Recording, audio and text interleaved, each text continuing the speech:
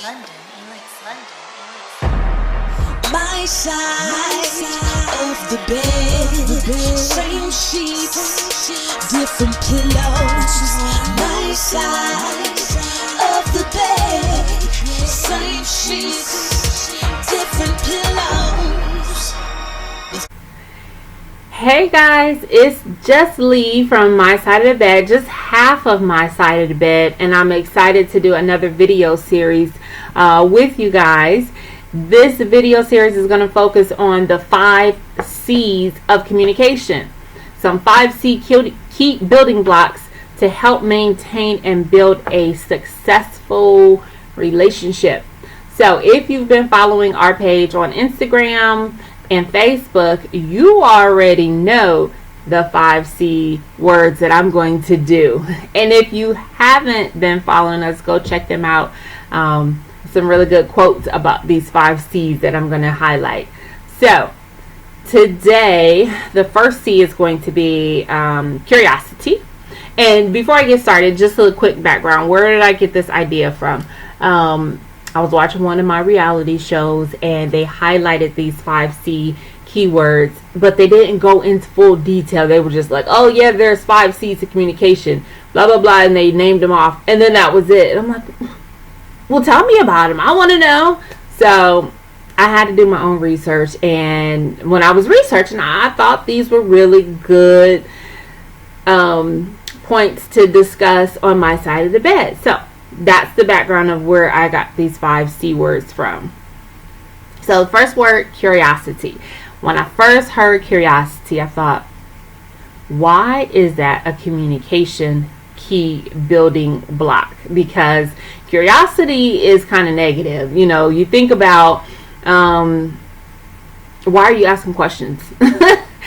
Why do you want to know? Why are you asking so many questions? You're being too nosy. That's what we tend to think about when we're like, why are you being so curious about that? You already know. You know, we've been together for so long. Why are you being so curious? So curiosity is not negative in a long-term relationship. When we think about it, curiosity is actually what brought us together.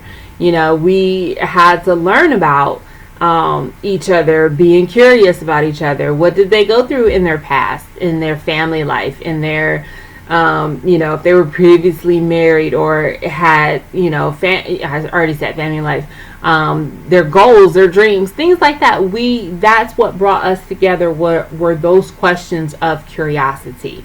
But now that we've been together for a long time, you know, you've reached the plateau and like, I don't need to know anymore about my spouse because I already know everything. There's nothing more to know. When actually there's a lot to learn and a lot to get to know about each other.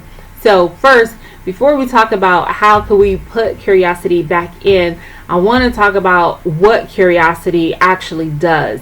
So curiosity can actually be a problem solver in your relationship. When you argue or have a disagreement, most of the time we already know what our spouse, or at least we think we do, we already know what they're going to say. We already know what buttons they're going to press of ours. So we are automatically ready to come back, you know, and say, well, blah, blah, blah. We already have stuff in our minds because we already know. We make those assumptions about our spouse. That's what curiosity does not do. It does not assume that we know things. So if you assume that you know what your spouse or your partner is going to say, stop it, because you're taking out that communication in your relationship.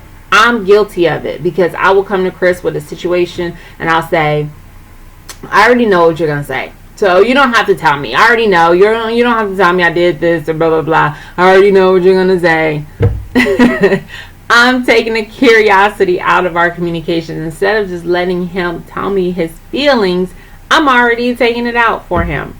Another thing with curiosity is use open-ended questions. When you talk to your spouse and you ask them how their day was, you know, really ask them, how was your day? Or instead of saying, did you have a good day? Yes, no. Those are closed-ended questions. So open it up. How was your day? Let them explain how their day was. Let them talk about their day and not just have to answer a yes or no question.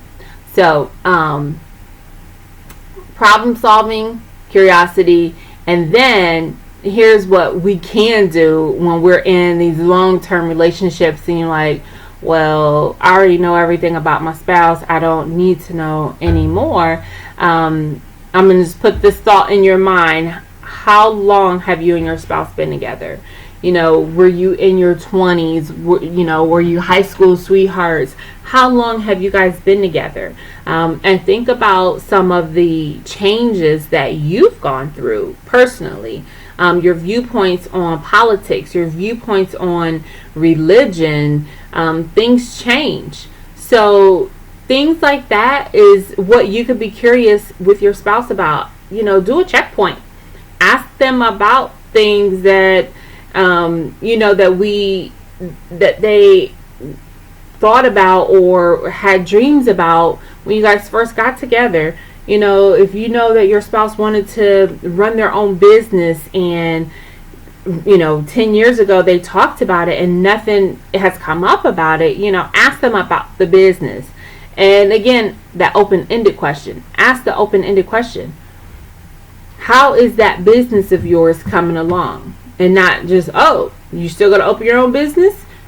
Ask them details about it. Get to know where they're at. You may find out that they don't want to do that business anymore. And you may find out some reasons why they don't want to do that business anymore. So, we have to set a goal to maintain each other's exploration and our evolving interests and our evolving dreams, because things change all the time. We can't assume that we know that our spouse's viewpoints didn't change about certain topics.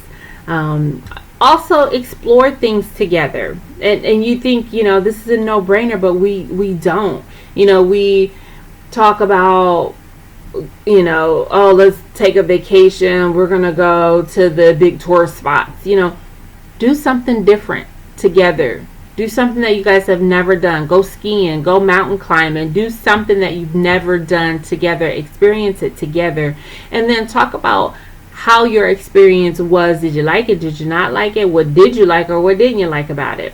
So be curious about what your spouse says, what their thoughts, their feelings, their needs, their dreams, their goals, their body language. Let them talk and be curious and stop assuming. So that is the key, one of the key building blocks to communication. If you have any topics or discussions that you would like Chris and I to do a video about, or just to talk about or have fun with, send us an email at samesheetsdifferentpillows@gmail.com, and also follow us on our Instagram page at mysideofthebed_, our Facebook page, My Side of the Bed, and go like and subscribe to our YouTube page, Chris and Leisha Hayes. Until then, I will talk to you guys later. Bye.